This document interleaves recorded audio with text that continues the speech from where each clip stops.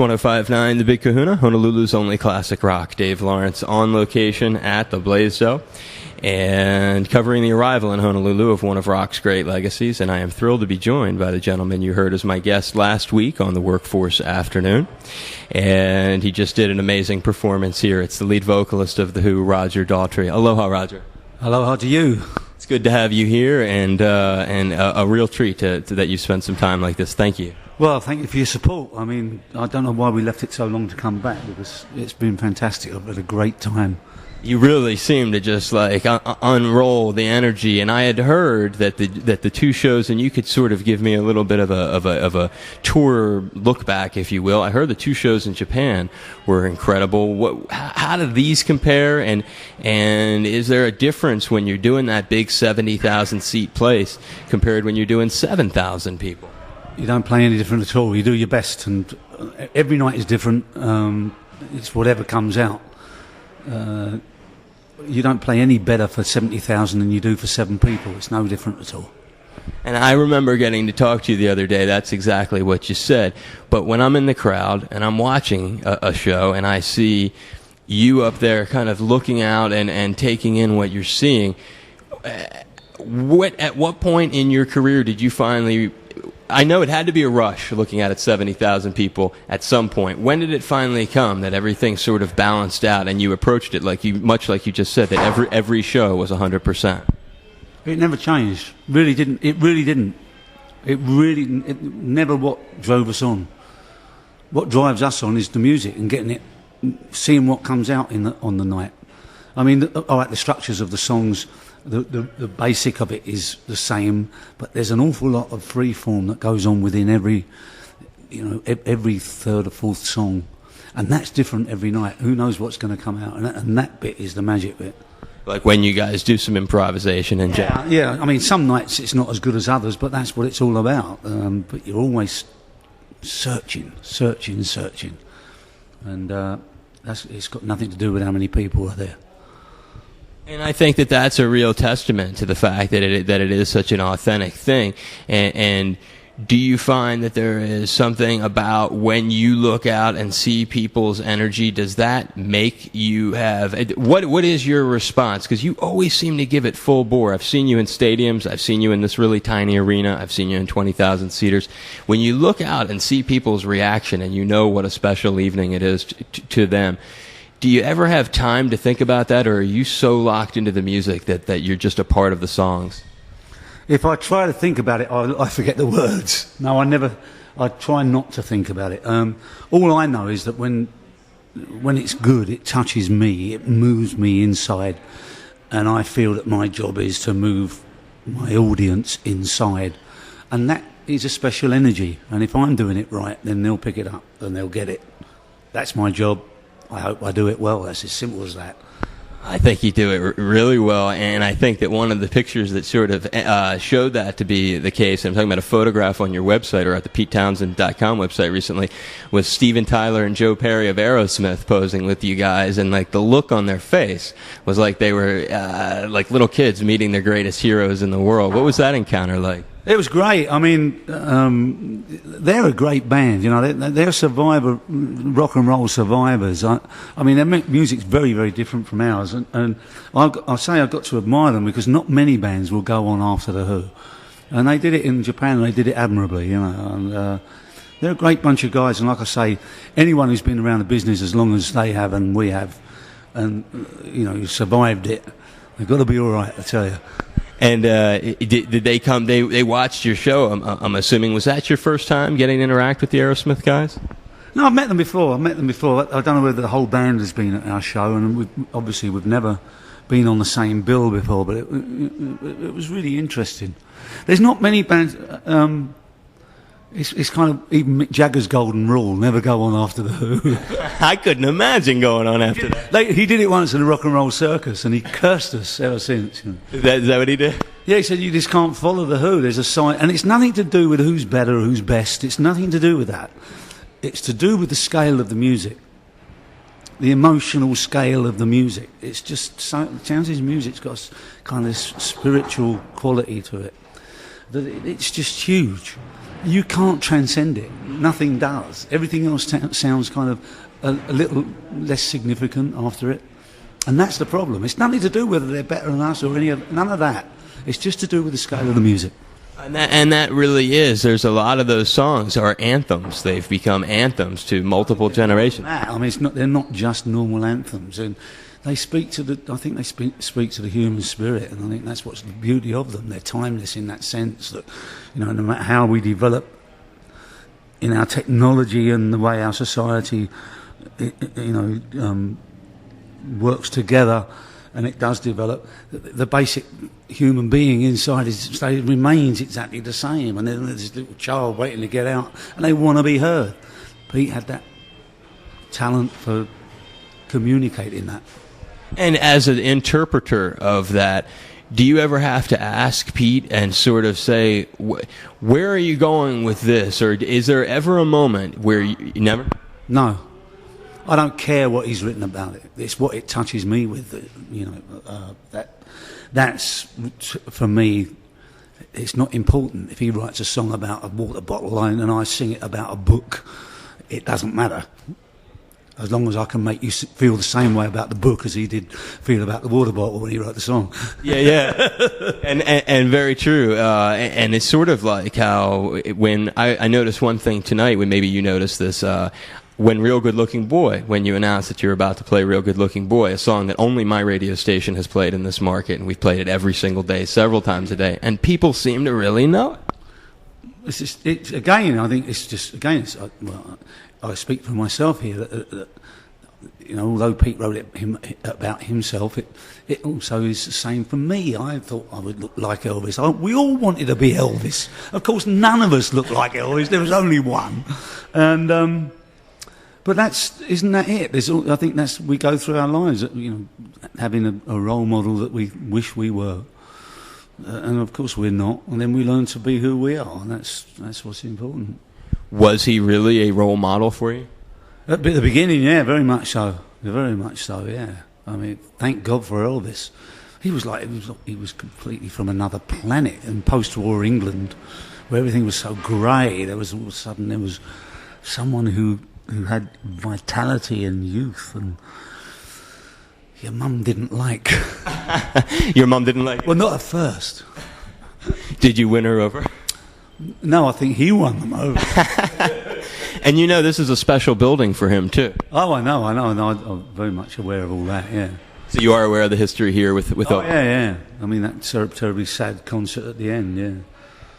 And I thought of that a lot as you played Real Good Looking Boy, and just looking around, I don't think I think that significance is felt by a lot of people. A lot of people are aware that this is of the connection, and it was a very unique moment. Well, Lennon captured it all when he said, without Elvis, none of this would be. Maybe it would have done, but Elvis was the guy. He lit the fuse, and he showed us that you could really do things your way. And something that sort of ties into that, doing things your way, which I'm very curious about this particular thing. You just did the 2 shows in Japan. At one of the 2, Pete smashed his guitar, correct? Yeah. How? That doesn't happen that much anymore?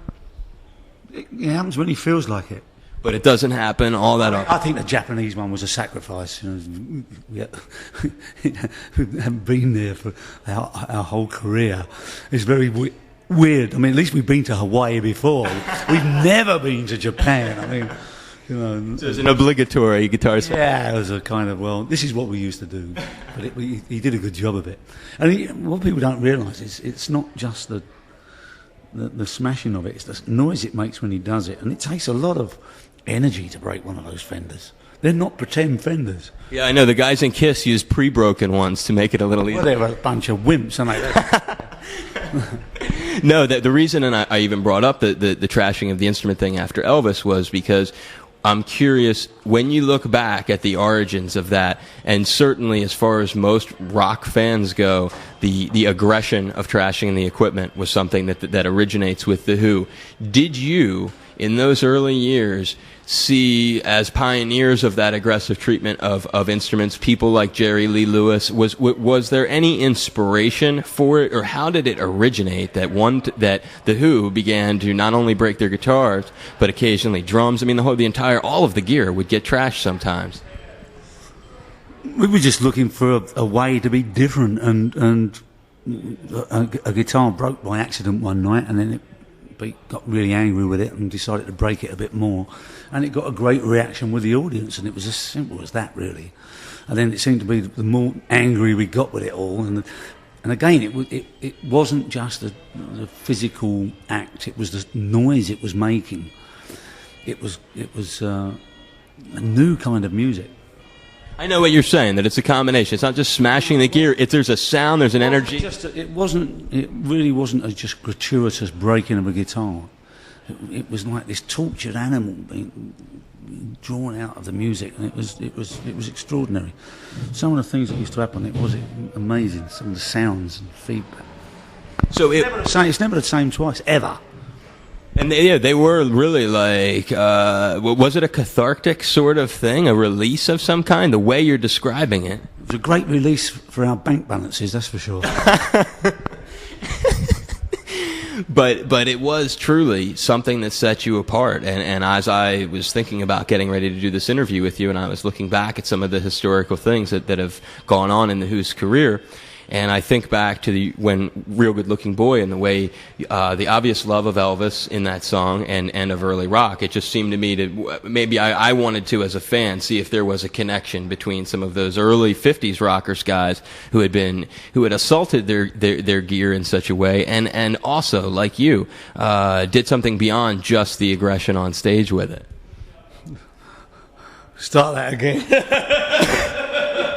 No, I've got to answer that one. No, I understand. My brain's stopping working now. My God, I didn't realise it was so hot. It does take it out of you. And Roger's sitting here shirtless, just sort of unwinding in his dressing room. Do you find that there's anything in particular you have to do to get the energy to maintain the performances that you're giving people?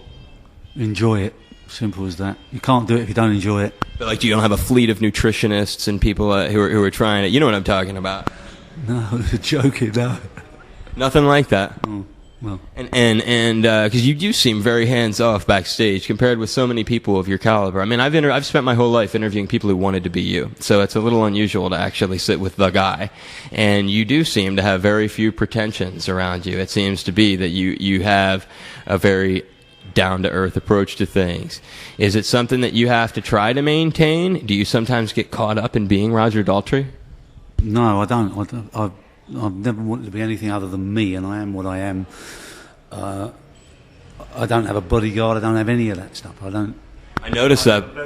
I thought, well, why should it change the way I live? Because then that will change who I am, and I didn't want it to, and I haven't let it. It's as simple as that. Obviously, I've grown, and I hope I'm a bit wiser than I was, but yeah, I watch these rock stars and I just smile to myself. I find it very, very funny. It's a bit of a joke, but I mean, it's how to create an image, I suppose. Good luck if they need it. I never felt I needed it. I just thought I believe in what I do as an artist, and that's all that matters to me. Ah, man, you're very salt of the earth as an artist, and I wanted to just run a couple of gigs by you while I had this moment. There are a few very historic things. I will. Give me 5 minutes left? 5 minutes. Okay, cool. No problem at all, Roger. I just wanted to, as we wrap this up, just run a couple of gigs by you just to see your impression of them all these years later and how you recollect them. When you look back to Woodstock 69, which was such a paramount thing in American history, how do you recollect it now? Just another gig. Not a particularly good one from us, I didn't think. But obviously a historical event. I think the stars of Woodstock were the audience.